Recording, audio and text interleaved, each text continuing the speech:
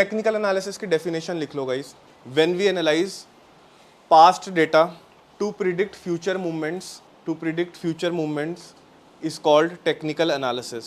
When we analyse past data to predict future movements is called technical analysis.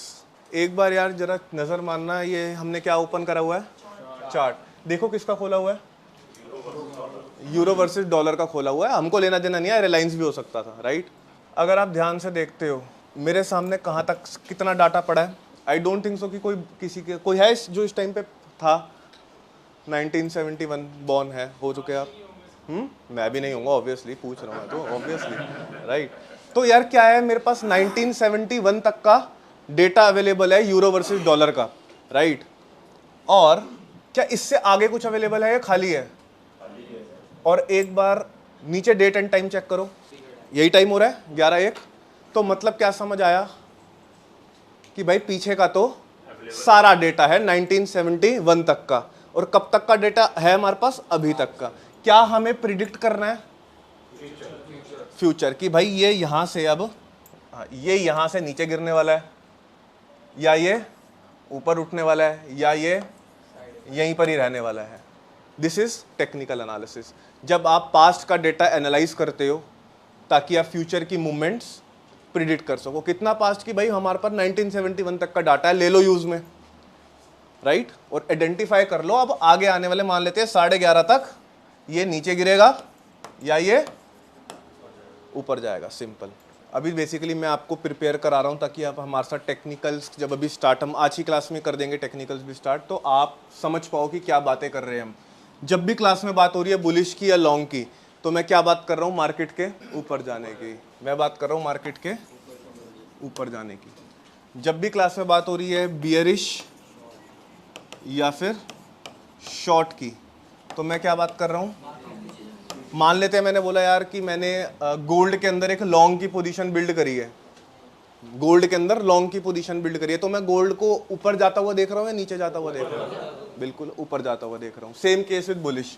अब मैंने same चीज बोली यार कि मैंने गोल्ड के अंदर ना शॉर्ट करा है गोल्ड को, तो मैं क्या देख रहा हूँ, गोल्ड को नीचे गिरते हुए देख रहा हूँ।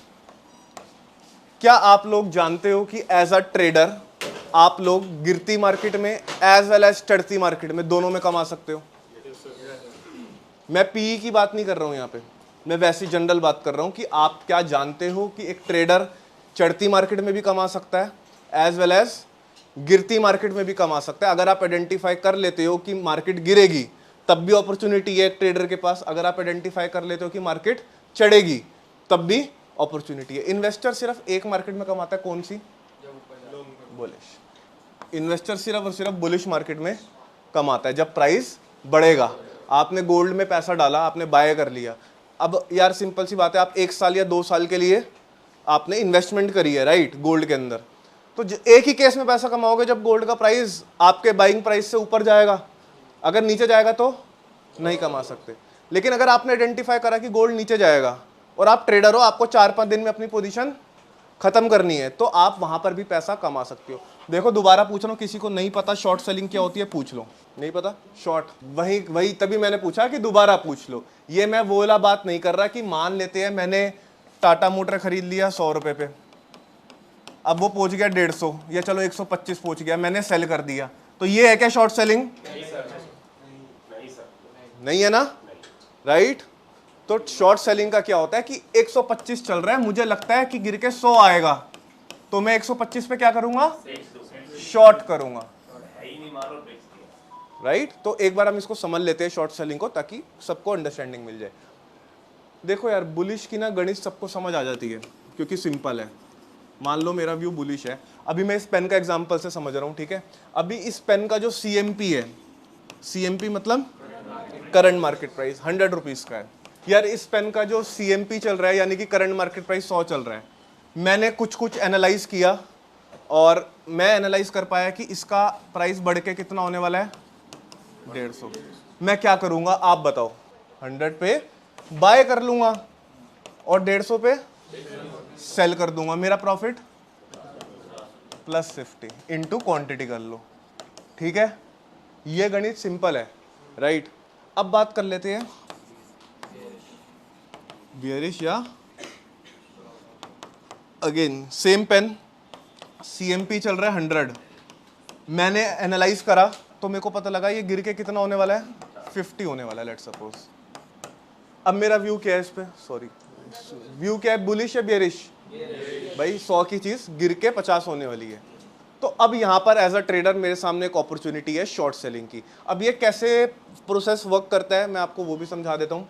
यार CMP चल रहा है 100 और मैंने एनालाइज करा चार्ट वगैरह देखकर कि ये गिरेगा, कितना आ जाएगा, 50 आ जाएगा। अब यहाँ पर मैं कैसे अर्न करूँगा, एक बार ध्यान से सारे माइंड ओपन करके सुन लेना। देखो यार, पेन तो मेरे पास अभी नहीं है, मैं अपने घर से निकलता हूँ, अपने एक फ्रेंड की दुकान पे जाता हूँ। मेरा फ्रेंड क्या है ना, इस पेन का क्या है, होलसेल का डीलर है, होलसेलर है। मैं अपने दोस्त को बोलता हूँ कि यार ये पेन तू मेरे को दे दे, मेरे से मान लेते हैं मेरा व्यू है 4 दिन में आ जाएगा, 4 डेज में आ जाएगा, मेरे से 4 दिन में ये पेन तू सील पैक वापस ले लियो। वो बोलता है ठीक है यार, तू मेरा दोस्त है, ले जा, लेकिन एक काम कर, दोस्ती अपनी जगह है, बिजनेस अपनी जगह है, तू मेरे को एक सिक्योरिटी अमाउंट डिपॉजिट करा दे, तू मेरे को 100 रुपये डिपॉजिट करा के दे दे, डिपॉजिट। जब तू पेन वापस करेगा तो ये 100 रुपये मुझसे वापस ले लियो, ठीक है। मैं ये फेयर डीड है, मैं उसको 100 रुपये डिपॉजिट कराता हूँ, उससे पेन ले लेता हूँ, राइट। अभी तक क्या कुछ मेरी जेब से गया है? ये तो यार देखो वापस मिल जाएगा, डिपॉजिट ये तो रिफंडेबल है, राइट। तो जेब से कुछ भी मेरे आउट नहीं हुआ। मैं अपने फ्रेंड की दुकान से निकलता हूँ बाहर, किसी XYZ दुकान पे उस पेन को सेल कर देता हूँ। कितने में बिकेगा? 100 पे बिकेगा, राइट। तो मेरा कैश फ्लो कितना हो गया? मैं घर चला गया, 4 दिन मैंने वेट करा एंड 4 दिन के बाद according to my analysis price गिर के कितना आ चुका है इस पेन का? 50। और वो दिन भी आ गया जिस दिन मैंने अपने दोस्त को बोला था कि मैं पेन वापस करूंगा। मैं दोबारा घर से निकलता हूँ, एक XYZ दुकान पे जाता हूँ, ये पेन क्या करता हूँ? बाय करता हूँ, पेन मैं बाय करता हूँ। कितने रुपए पे होएगा? और जाकर पेन दोस्त को वापस कर दूंगा सील पैक। ये भी वापस आ गया, इसको तो हटा दो। यहाँ पर आओ, कैश फ्लो में कितना बचा? प्लस 50 रुपीज मेरा profit. Yes or no? This process is known as short selling. और जहां पर मैंने दोस्त की बात करी है, ये मार्केट में आपका दोस्त कौन बनेगा? आपका ब्रोकर, जो आपको फैसिलिटी प्रोवाइड करता है शॉर्ट सेल करने की। अगर किसी ने अपना ब्रोकर यूज करा हो एंड उसने ऑब्जर्व करा हो यार, तो एक चीज उसने ऑब्जर्व करी होगी डेफिनेटली कि आपके मान लेते टाटा मोटर आपके पास नहीं पड़ा, आप टाटा मोटर टाइप करते हो तो वो बाय का ऑप्शन भी दिखा रहा है साथ में, तो सेल कैसे दिखा रहा है जब है ही नहीं? तो वो कौन सा सेल है? शॉर्ट सेल है। किस किसने देखा ये? देखी है ये चीज? देखिए ना भाई, बाय भी दिखाता है, सेल भी दिखाता है। लेट्स सपोज अभी यार मेरे पास मदरसन सुमी एक कंपनी है, मेरे पास शेयर्स उसके नहीं है, राइट। मैंने टाइप करा मदरसन सुमी, तो वो मेरे को बाय भी बोल रहा है और सेल भी बोल रहा है। भाई सेल कैसे कर दूंगा जब मेरे पास है ही नहीं? तो वो सेल कौन सा है? शॉर्ट सेल वाला।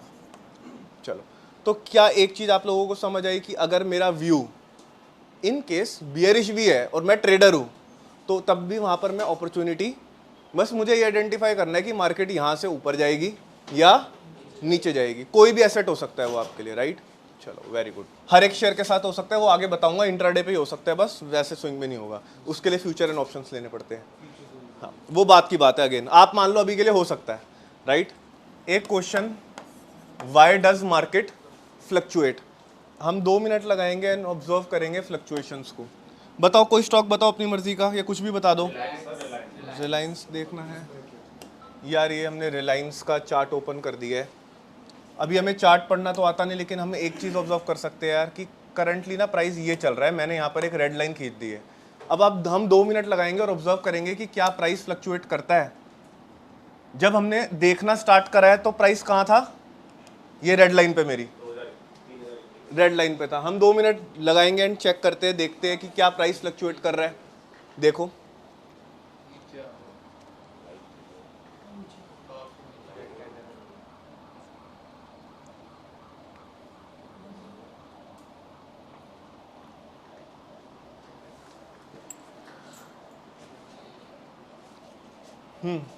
जब हमने देखना स्टार्ट किया था या तो यार यहाँ था, ये यहाँ पर था, थोड़ा सा ऊपर भी गया था, फिर नीचे भी आया था, और अभी कहाँ चल रहा है? यहाँ पे चल रहा है लाइन। यार ये फ्लक्चुएशंस क्या रैंडम आ रही है या कोई रीज़न होगा? Exactly, why does market fluctuate? Because of demand and supply, right. Simple सी बात है यार, किसी भी एसेट की डिमांड अगर बढ़ रही है, सप्लाई, किसी भी एसेट की अगर डिमांड बढ़ रही है एंड सप्लाई कम हो रही है या कांस्टेंट है, प्राइस के साथ क्या बिहेवियर होगा? नहीं, प्लस में जाएगा, ऊपर जाएगा, नीचे जाएगा? प्राइस बढ़ जाएगा यार। यार इसका सिंपल एग्जांपल दे देता हूँ। अभी ना थोड़े टाइम पहले, अगर आप लोगों को याद हो तो फार्मर प्रोटेस्ट हो रही थी NH44 पे, सबको याद ही होगा, आफ्टर कोविड की बात है। तो ये प्रोटेस्ट हो रही थी, तो क्या हो गया था यार, क्या सप्लाई फ्रूट्स एंड वेजिटेबल्स की या कमोडिटीज़ की क्या रुक गई? वो नहीं आने दे रहे थे। तो क्या जो हमारे नॉर्मल डेली यूसेज में हम वेजिटेबल्स वगैरह खरीदते हैं, उनका प्राइसेस क्या बढ़ गए थे? भाई टमाटर प्याज के प्राइस फ्लक्चुएट करते हैं नहीं करते? अब ये थोड़े टाइम पहले यार मैं ऐसे ही जनरली बाहर गया था, क्योंकि मैं अकेला रहता हूँ तो मेरे को कभी कभी वेजिटेबल्स खरीदनी पड़ती है। तो मैंने क्या ऑब्जर्व करा, अभी थोड़े दिन पहले यार टमाटर चल रहे 120 रुपये किलो। उससे पहले जब मैं ले रहा था तो ये 30 रुपीज़ kg थे भाई। ये क्या है? डबल ट्रिपल हो गए प्राइसेस। कैसे? Without any reason. सप्लाई किसी भी रीजन से, कोई भी रीजन हो सकता है, सप्लाई कम हो गई एंड डिमांड तो बढ़ गई या उतनी ही है। भाई पहले भी टमाटर 1000 लोग खा रहे थे, अभी भी 1000 लोग खा रहे हैं, लेकिन पहले 1000 टमाटर के लोगों के लिए सप्लाई थी, अब सप्लाई कम हो गई। इसका एक और एग्जांपल समझ लेते हैं। मान लेते हैं ज़्यादा बारिश हो गई, ज़्यादा बारिश हो गई तो क्या हो गया, टमाटर की जो फसल थी ना वो ख़राब हो गई, मैक्सिमम फसल ख़राब हो गई। तो सीधी सी बात है, टमाटर के प्राइजेस बढ़ जाएंगे, right. And in on opposite hand, अगर किसी भी एसेट क्लास की सप्लाई बढ़ रही है, डिमांड कम हो रही है या कांस्टेंट है, प्राइस गिर जाएगा। तो यही रीज़न है यार, बाय सेल चलता रहता है, demand supply, demand and supply. और डिमांड एंड सप्लाई का वेरियस रीजंस हो सकते हैं, बहुत सारे रीज़न हो सकते हैं मार्केट में, क्यों डिमांड क्रिएट हो रही है, क्यों सप्लाई क्रिएट हो रही है। लेकिन एट द एंड जो मार्केट में फ्लक्चुएशंस आ रही है वो किस रीज़न से आ रही है? डिमांड एंड सप्लाई की वजह से आ रही है। Very good. Who create demand and supply? वो तो मैं भी हूँ। अभी मैं जाकर इंटरनेशनल गोल्ड में बाय कर लेता हूँ तो क्या प्राइस बढ़ जाएगा? तो भाई डिमांड तो करी है मैंने क्रिएट। एग्जैक्टली। कौन? 3 बंदे करते हैं। पहला FII, दूसरा DII, तीसरा HNIs। कौन है भाई ये? पहला है फॉरेन इंस्टीट्यूशनल इन्वेस्टर्स। ये कौन लोग हैं जो अब्रॉड में बैठ के इंडियन कंपनीज के अंदर क्या कर रहे हैं? इन्वेस्टमेंट कर रहे हैं। अच्छा, JP मॉर्गन का नाम सुना है या वैनगार्ड ग्रुप का नाम सुना हो? किस किसने सुना है? JP मॉर्गन वगैरह सुना है ना? तो यार मान लेते हैं JP मॉर्गन टाटा मोटर्स के शेयर खरीद रहा है, टाटा पावर के शेयर्स खरीद रहा है, तो वो इन्वेस्टमेंट किसके अंदर कैटेगराइज होगी? भाई JP मॉर्गन कहाँ की कंपनी है? US की कंपनी है, इंडिया की तो नहीं है। तो किसके अंदर कैटेगराइज होगी? FII, foreign institutional investors. दूसरा domestic institutional investor. Indian companies, Indian की कंपनीज के अंदर ही इन्वेस्ट कर रही है। इंडिया का सबसे बड़ा DII पता होना चाहिए यार ये। Very good. इंडिया का सबसे बड़ा DII कौन है? LIC, life insurance company. देखो नॉर्मल पर्सन के लिए ये एक इंश्योरेंस कंपनी है LIC, लेकिन मैं आप लोगों को बता देता हूँ कि इंडिया का सबसे बड़ा DII LIC है। किस किस को बात पहले से पता थी? LIC सबसे बड़ा। और किस किस के लिए पहले वो एक नॉर्मल इंश्योरेंस कंपनी थी? क्योंकि देखो नाम तो सबने सुना होगा LIC का, ऑब्वियसली, राइट। तो आप लोगों को अब पता लग गया कि यार देखो सिंपल सी बात है, आप कोई भी पैसा कहीं पर भी डाल रहे हो और वो आपसे प्रॉमिस कर रहा है आपको एक सर्टेन रिटर्न देने का, तो वो कहीं पर इन्वेस्ट कर रहा है। इसका एक सिंपल एग्जांपल हम समझते हैं किससे? FD तो सब एक्सपीरियंस किया होगा। भाई एक बात बताओ, मान लो मैं एक बैंक हूँ और आप मेरे क्लाइंट हो, आप मेरे पास आए FD कराने, आपने बोला कि सर कितना देते हो रिटर्न? मैंने बोल दिया यार मैं आपको 7% दूंगा। आपने बोला ठीक है, मेरी 1 लाख की FD कर दो आप। इसका मतलब आपने मेरे को अभी 1 लाख दिए, मैं आपको प्रॉमिस कर रहा हूँ अगले साल कितने देने की? 1,07,000।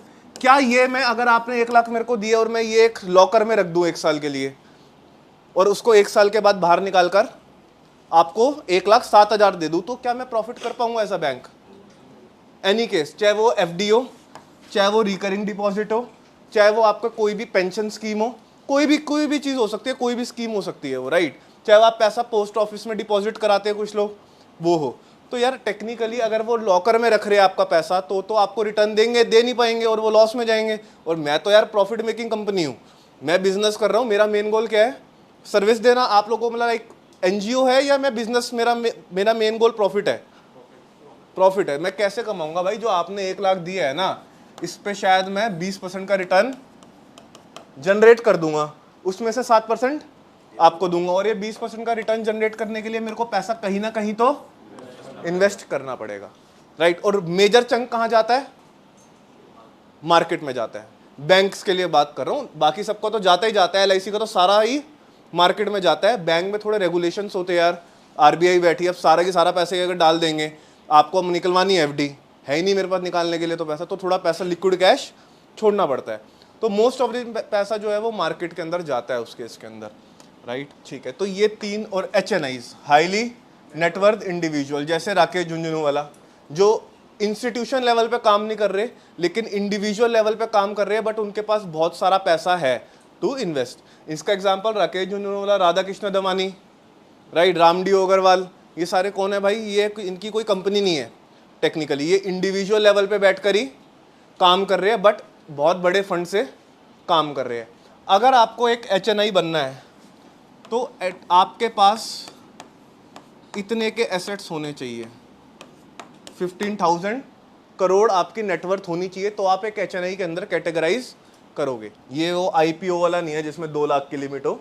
ये अगर आपको इंडिया के अंदर HNI के अंदर कैटेगराइज होना है तो मार्केट के लिए वो भी स्पेसिफिकली, तो आपका 15,000 CR की नेटवर्थ होनी चाहिए एटलीस्ट। अब यार ये तीन लोग रिस्पॉन्सिबल है मार्केट में डिमांड एंड सप्लाई क्रिएट कराने के। चौथे हम लोग आते हैं, हमारा नाम क्या है? रिटेलर। और ये चारों मिलके क्या बना देते हैं फिर? Market participants. मतलब ये चारों मार्केट पार्टिसिपेंट्स है, including us, we are participating in market obviously, अगर मैं बाय सेल कर रहा हूँ, बट ये 3 रिस्पॉन्सिबल है मार्केट में फ्लक्चुएशंस के। तो एज अ रिटेलर मेरे को क्या करना चाहिए? फॉलो करना चाहिए। देखो मैं आपको बता देता हूँ, इनसे आगे आप चल नहीं सकते, क्योंकि आपको पहले कैसे पता है क्या करने वाले हैं? पहली बात, साथ ये लोग चलने नहीं देंगे, दे आर सुपर फास्ट। तो आप क्या कर सकते हो? 1 या 2 स्टेप बिहाइंड, साथ नहीं चलने देंगे। लोग कहते हैं ना साथ चलेंगे या आगे चलेंगे, इंस्टीट्यूशन से नहीं चल पाओगे। आपको कैसे पता कि आज इंस्टीट्यूशन 6000 स्टॉक इंडियन मार्केट में लिस्टेड है, किस में बाय करेगा? बता सकते हो क्या कोई तरीका? अगर आपके पास कोई जान पहचान है इंस्टीट्यूशन से तो पता लग जाएगा, अदरवाइज कोई तरीका नहीं है, राइट। सेकंड थिंग, ये सुपर फास्ट लोग हैं यार, ये आपको साथ में नहीं चलने देंगे अपने, कि ये भी बाय कर रहे हैं आप भी साइमल्टेनियसली बाय कर रहे हो, नहीं होएगा। आप इनसे 2 स्टेप या 1 स्टेप पीछे चलोगे एज आइडियल। अगर ये लोग बाय साइड बैठ रहे हैं, मतलब डिमांड में कंट्रीब्यूट कर रहे हैं, और आप अनोखे आते हो और सेल करते हो, यानी कि सप्लाई में कंट्रीब्यूट करते हो, क्या होगा? श्योर शॉट नहीं कर सकते। उसका रीज़न दूंगा अभी क्यों होगा। ये लोग अगर सेल कर रहे हैं, आप लोग बाय कर रहे हो, तो क्या होगा? Loss, right. अब इसका एक आंसर जान लेते हैं, एक बात कि क्यों कह रहा हूँ मैं ऐसा। इसका रीज़न, मैं गूगल पे गया, मैं यहाँ जाकर FII DAI डेटा लिखा है, ठीक है यार। मंथ टिल डेट मतलब 2 दिन की बात कर रहा है, 2 दिन का डेटा है, 1 तारीख का और 2 तारीख का, राइट। आज तो 3 तारीख है, तो आज आएगा 3 है, 4 है ना, तो ये मंथ टिल मतलब 1 को तो छुट्टी थी शायद, 1 को क्या था, संडे हो गया, तो 2 का डाटा है बस, ये टेक्निकली 2 और 3 तारीख का डाटा है। आप देखना एक बार कितने करोड़ की ट्रांजेक्शन हो रही है, देखो। और ये सिर्फ कैश सेगमेंट है। अगर मैं FNO सेगमेंट कर दूंगा तो अगेन देखो कि कितने करोड़ की ट्रांजेक्शन्स हो रही है। क्या इसके आगे आपका पैसा टिक पाएगा? नहीं। अगर हम इसको पढ़ूंगा अभी मैं, तो इसको कैसे पढ़ सकता हूँ? देखो ऐसे ही पढ़ते हैं, वैसे ये है 2700 करोड़ भाई, 64 करोड़ तो मैंने राउंड फिगर करा है पढ़ते टाइम, या 2800 करोड़, बीच का 40 करोड़ तो मैं राउंड फिगर करने में ही बोल गया, इतना बड़ा अमाउंट। तो ये बहुत बड़ा पैसा है, अगेन इसके सामने आपका पैसा compete नहीं कर सकता। मैं आपको इस बात की गारंटी दे रहा हूँ, हम सारे भी अगर अपना एक पैसा पूल कर देते हैं, हम सब अपना एक आपसे भी लेता हूँ, सबसे लेता हूँ, और मैं पैसा डालता हूँ रिलायंस के अंदर। हम लोग रिलायंस को सब मिलकर भी 0.5% से भी अप नहीं कर सकते, 0.5% से भी अप, क्योंकि इतना बड़ा पैसा लगेगा, राइट। चलो, वेरी गुड।